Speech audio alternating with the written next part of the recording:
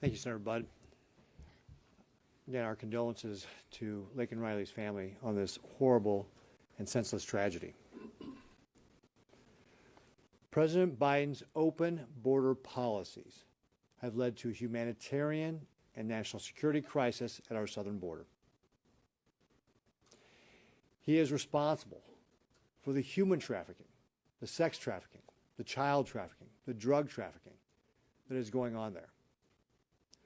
And now we see the results of his illegal use of parole to parole in last year 1.2 million people into this country.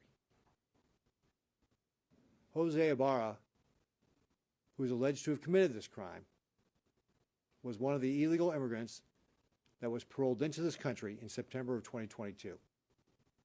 He went to New York because once you're inside the country, you can move around freely.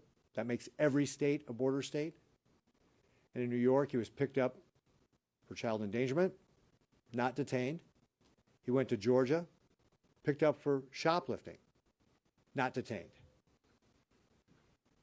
When people come to our border and continue to break our laws, they must be held accountable. We must do better. This tragedy could have been avoided if President Biden didn't have an open border policy.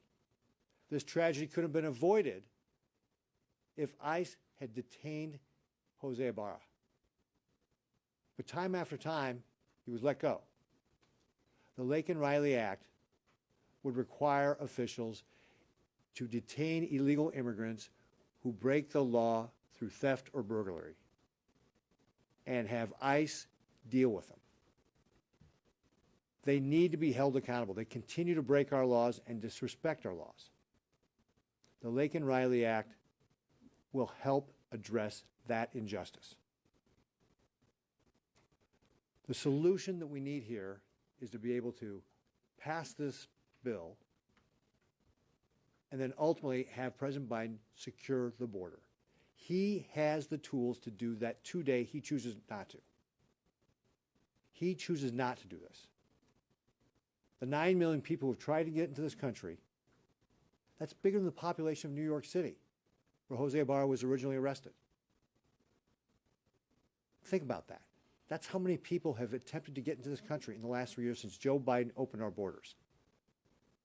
These tragedies will continue to happen as long as Joe Biden fails to do his duty and secure our border. We must demand action.